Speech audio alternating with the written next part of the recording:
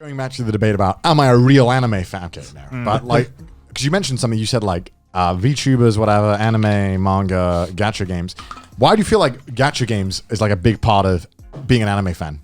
Because gacha's originally From fucking Japan. from anime. Yeah, games. it's The Japanese kind of invented it. Yeah, but it doesn't mean it's not that deep in anime culture. Right? It's like No, it kind of you is. can be an anime fan without ever playing a gacha game. Yeah, of course, Yeah, but you can't play. But it very rarely It's play just- a gacha game without being an anime fan. yeah, exactly. I mean, there's plenty of original like gacha games out there that aren't anime based at all. Yeah, but how many people play those compared to the anime-based gacha games? Well, I mean, Genshin? How many more- is how- Genshin Impact an anime game?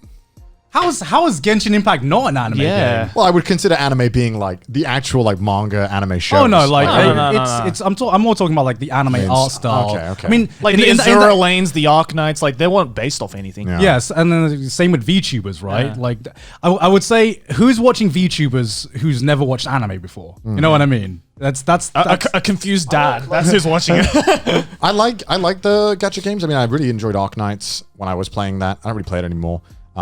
But like, and Genshin was fine. I didn't like how I couldn't skip any of the fucking dialogue. I think they added that now, though. They've added that now. I literally rage quit one of my streams because there was so much dialogue and it wouldn't stop. Like, and you would walk 10 seconds to get another dialogue for 2 minutes. And I'm Yeah. like, this is taking the piss. This Yeah. is ridiculous. No one can enjoy this. Yeah. I want to see you play a Yakuza game. You'd probably lose your fucking mind. I'd be like, what is happening? What is going on? Yeah.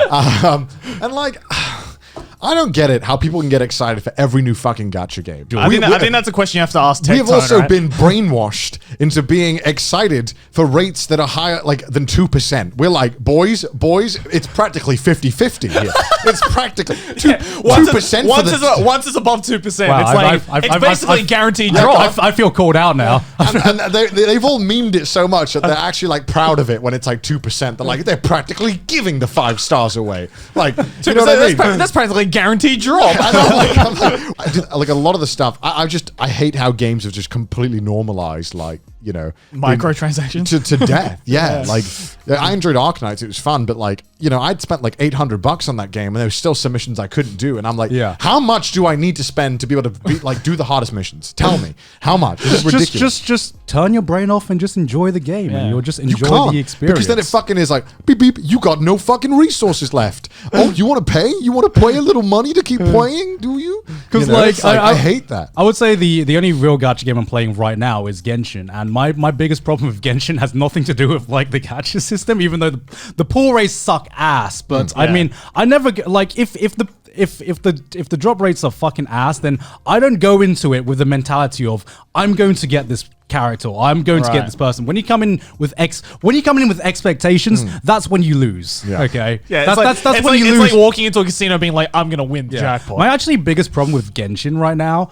is that when you reach the end game, it really feels like you reach the end game, because you are like you're fucking squeezing out content that's just not there. Yeah, I've anymore. heard like you Yeah, we grind went over that. so much. You Yeah, don't and do that. it's become so apparent with Genshin as opposed to other gacha games, because I'm sure we've played enough gacha games that when you reach that point, right, where you just open it, do the dailies, and you're like, I got nothing to fucking do. This is just a part-time job. I'm fucking grinding away. I gotta clock in on my daily. I'm just watching numbers go up. But like it's less noticeable when it's a phone game. But when it's on Genshin, because I don't know how fucking people play Genshin on the phone, man. Disgusting. How you do Storm Terror or the fucking Wolf boss on your phone, that's fucking beyond me. Yeah. But like it feels so weird when I got to the end game in Genshin and I would log on for like an hour a day on the PC, and I would just grind. And I would do nothing but grind, because I'd gone through all like the actual content of the game, and it really feels like it's really apparent on Genshin, because it feels like the first real gacha game that's should be played on console and feels more like an RPG. But whereas if it's a mobile game, I mean, you can do it whenever you can do it in your free time. Yeah, because I mean, I definitely felt like when I was grinding Arknights and I was over leveled for a lot of things, even though I still couldn't beat some stages, like the fact that because you would do it daily, because you've been conditioned to like get your daily rewards, man, get them. Yeah. To the point where anytime any new content ever came out, I fucking steamrolled it like immediately. And I was like, well, that was like 2 hours of fun. I waited 3 months for that content update. I do feel like a bit like a Pavlov's dog. Yeah. You know what I mean? Yeah. Where it's just like, oh, good. New good, content, Good, new good, content. New content. Oh.